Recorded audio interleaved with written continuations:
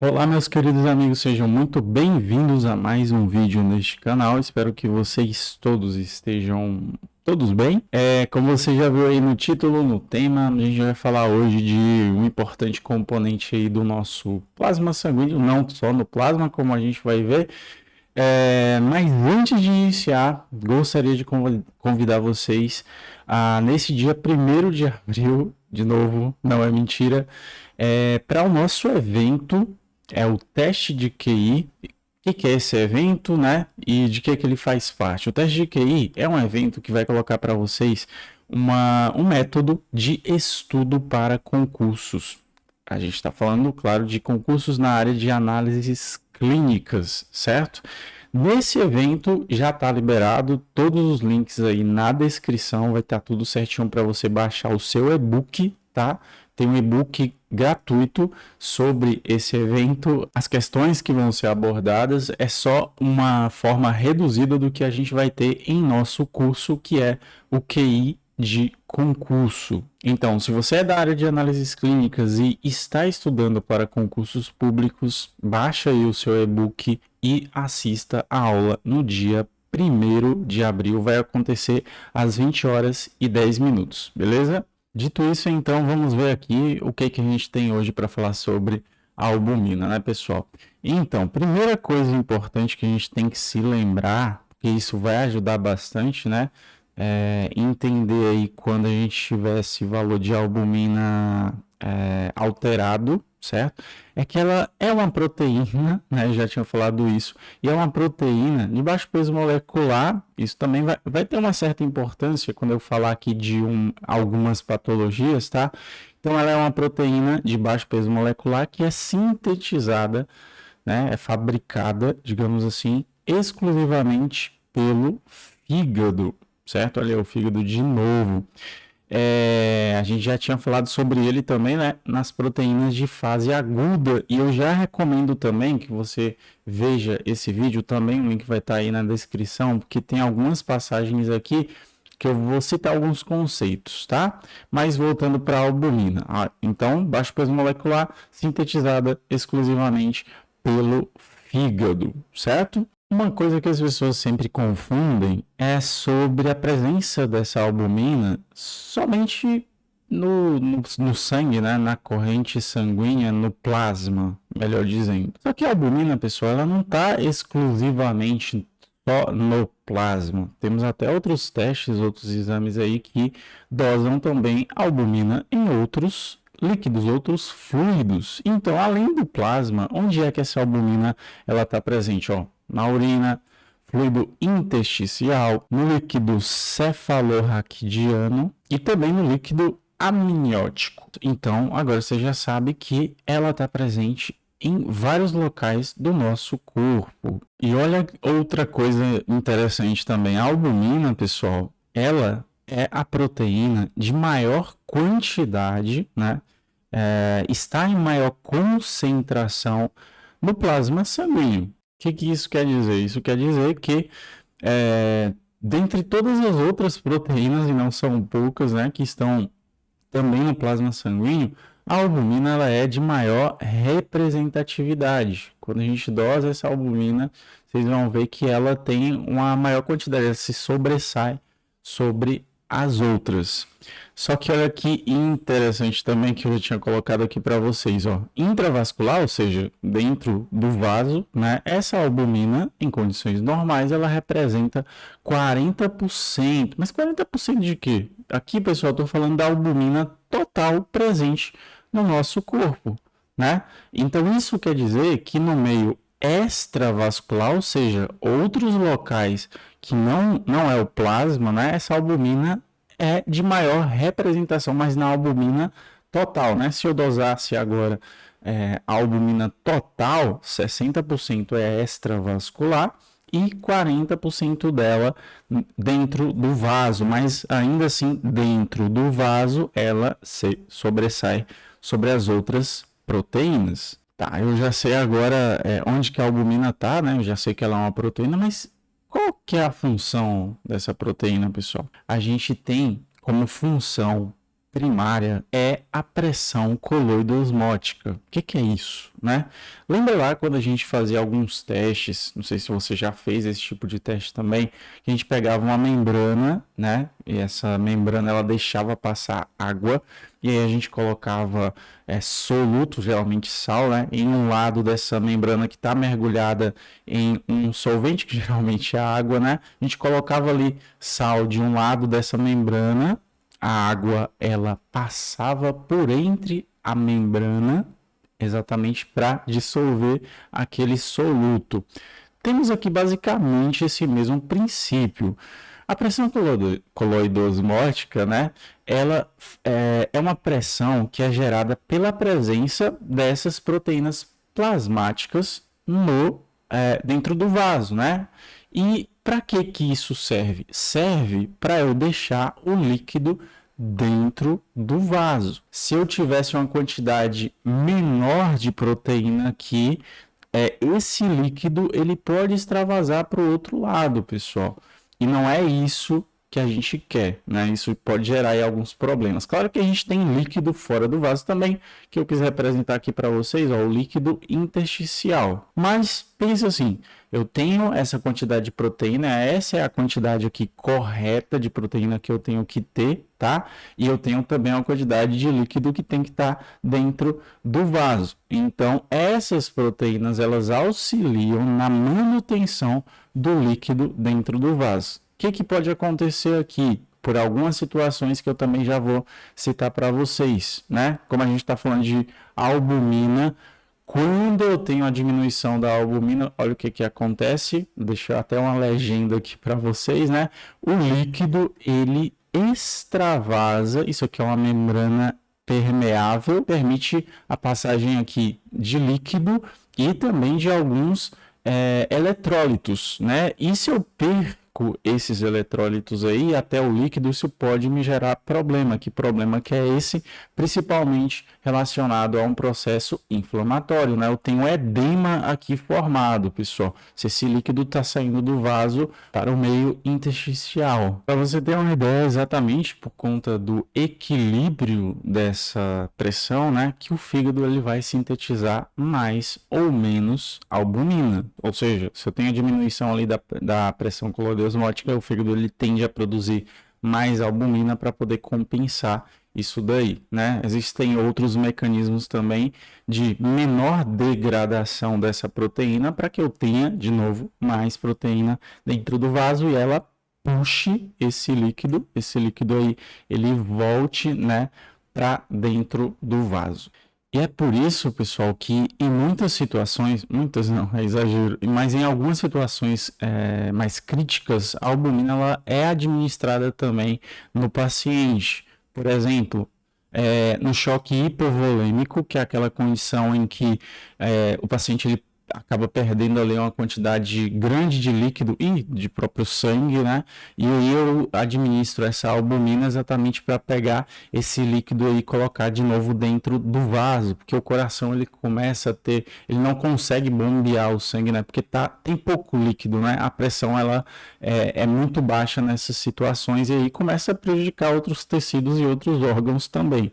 A gente também tem essa condição de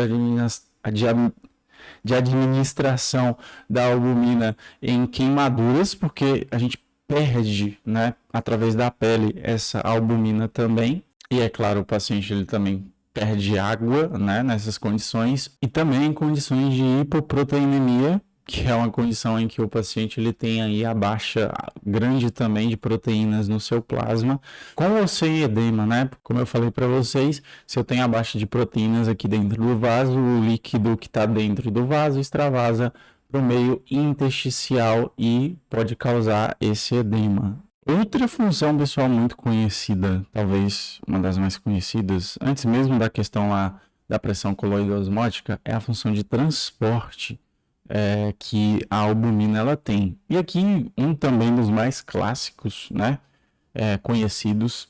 Aqui a gente tem representado um baço, né, o fígado aqui, e aqui só demonstrando para vocês uma hemácia que, sei lá, chegou aos seus últimos dias, né, aos 120 dias lá de vida útil, digamos assim. Você sabe, né, que no metabolismo da hemoglobina tem um momento que a gente chega ali na bilirrubina, né? Uma bilirrubina que a gente sabe que não é conjugada, ou uma bilirrubina que a gente também chama de bilirrubina indireta. Só que o problema dessa bilirrubina é que ela é apolar, né? E substâncias apolares no sangue, que é rico em água, ele não se dá bem, né? Então não consegue se movimentar bem. E é aí que entra em cena, nesse caso aqui, né, a albumina, que transporta, né, o sistema lá retículo endotelial, depois desse processo de metabolização da hemoglobina, né, pessoal?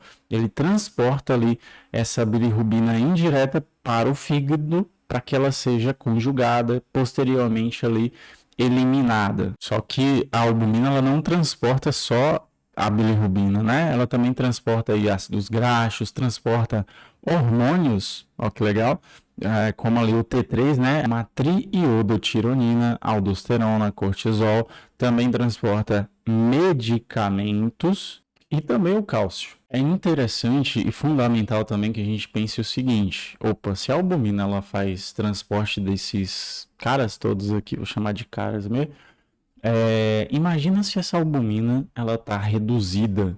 Isso não pode diminuir. Por exemplo, eu falei medicamento aqui para vocês, falei de hormônio, né? Isso não pode diminuir ali para mim a ação, né, de forma indireta desses medicamentos, desse hormônio, né?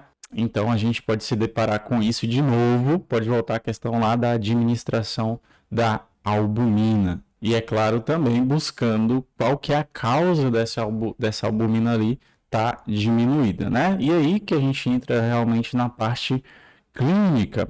Primeira coisa que a gente tem que saber, ó, elevação de albumina, pessoal, ela basicamente só está nessa condição na desidratação, né? Opa, diminuir líquido ali do meu corpo, né? Desidratação.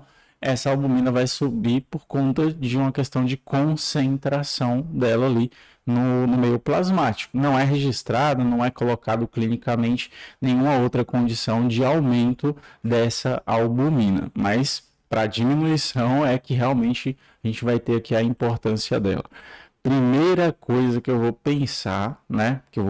Primeira coisa, não é a única coisa. Mas primeira coisa que eu vou pensar aqui sobre a albumina diminuída, como eu falei para vocês, que a síntese dela ocorre no fígado, né?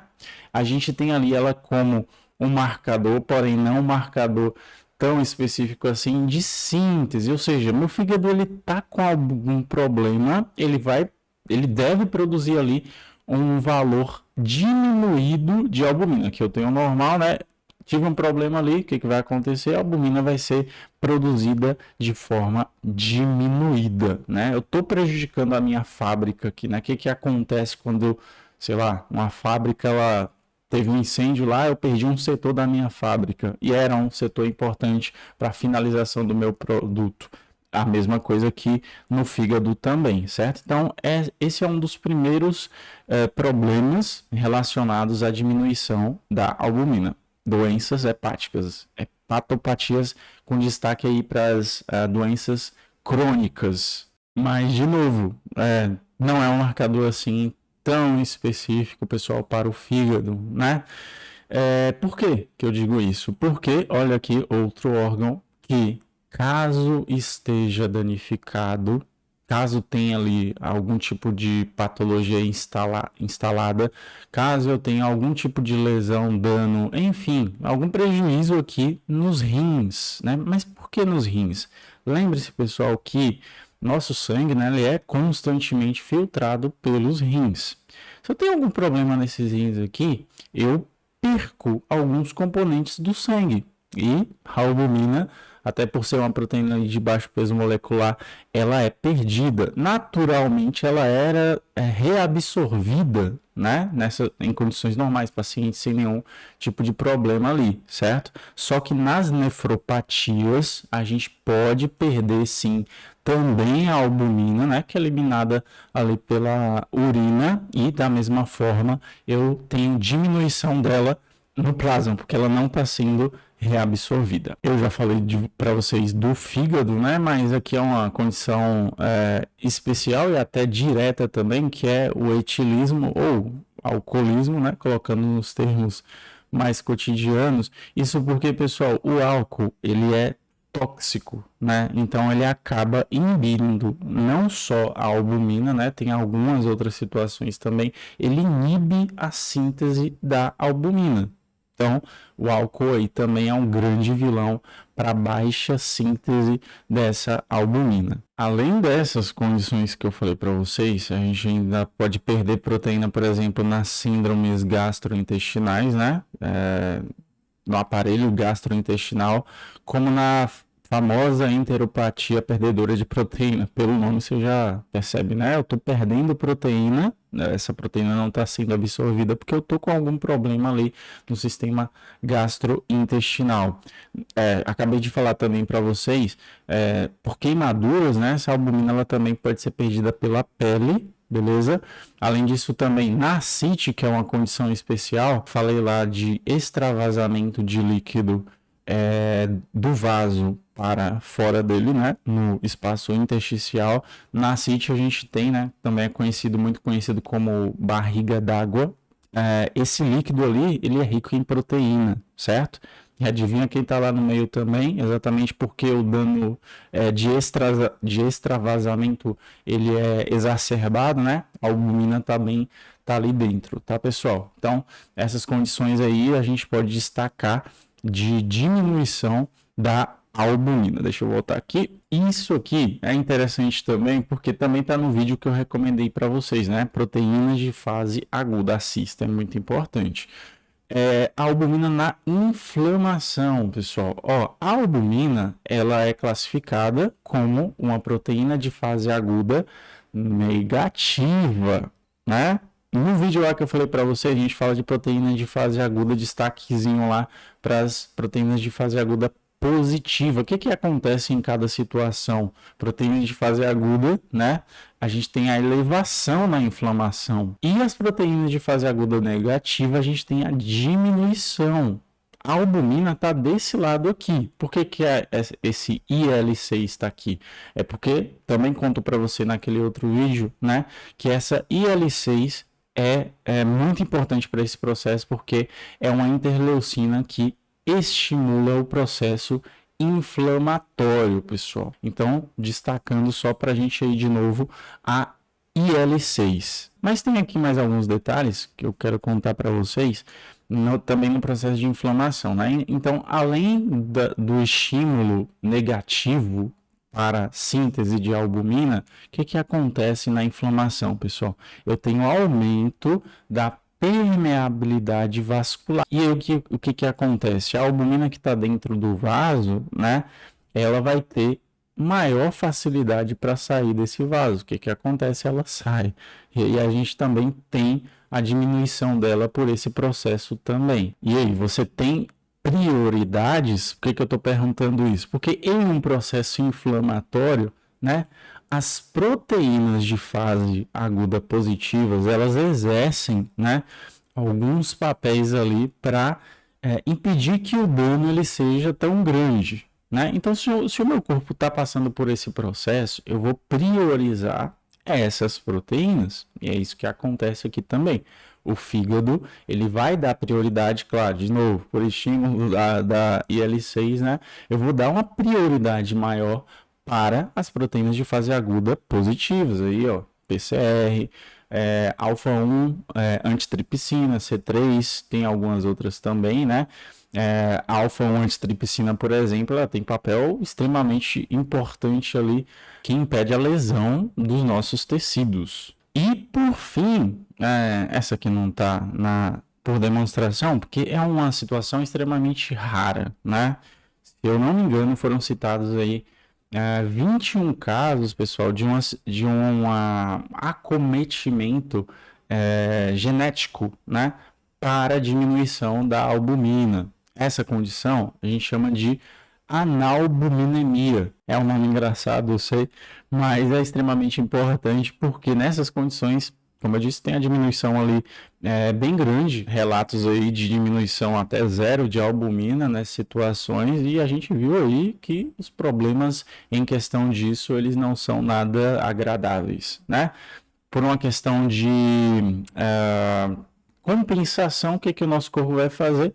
Vai produzir ali outras proteínas, né? Não a albumina nesse caso, já que se trata de uma síndrome genética, mas ele vai tentar compensar, jogar mais proteína lá no plasma da gente para tentar compensar a falta da albumina. Mas como eu disse, é uma síndrome extremamente rara, mas é importante da gente saber também, certo? Voltando aqui, então, aqui os valores de referência, né, pessoal? Claro que a gente não deve se apegar a eles, porque a depender do local, esses valores aqui eles não são fixos, né? Mas, por exemplo, aqui, esses aqui são do laboratório Álvaro, que é um laboratório de referência, só para demonstrar para vocês mesmo. Mas em questão de proporção, a gente já sabe, ó, que a albumina, em relação às outras proteínas ali presentes, né, as globulinas, a gente tem uma relação de mais ou menos 4:3, ou seja, tem um total, né, proteínas totais, dividido por 7, 4 desse montante aí vai ser de albumina, valor absoluto dela de referência, né, só para exemplificar aqui também, 3,2 a 4,8 gramas por decilitro. E, obviamente, em condições, algumas das condições que a gente citou ali para vocês, haverá uma inversão desse papel aqui, né? Então, se você notar que tem essa alteração aí, desconfie, né? Claro que, de novo, a albumina, ela sozinha não vai me dizer nada, eu não vou saber se a perda é renal, se é hepática, se é uma condição genética, né? Por isso que é importante consultar também outros testes. Então é isso aí, pessoal. Essas aqui são as nossas referências, que quiser checar. Então eu vou agradecendo mais uma vez por você ter visto o vídeo até o final, e aí é muito importante, tá? Que você se inscreva aí no canal, ativa as notificações, tá? Também compartilha para ajudar a gente aí, para alguém que você sabe que tinha dúvida nesse tema, deixa o joinha aí também. Você se tornando membro do canal, além do curso de hematologia que está aí disponível já para os membros, é claro, você também tem acesso a esse material complementar dos vídeos que a gente tem um pesar teórico maior, tá? Então, é um texto em PDF que você recebe também no seu e-mail. É só você clicar aí, tem o botãozinho também para poder se tornar membro. Então é isso, até a próxima, forte abraço, tchau, tchau.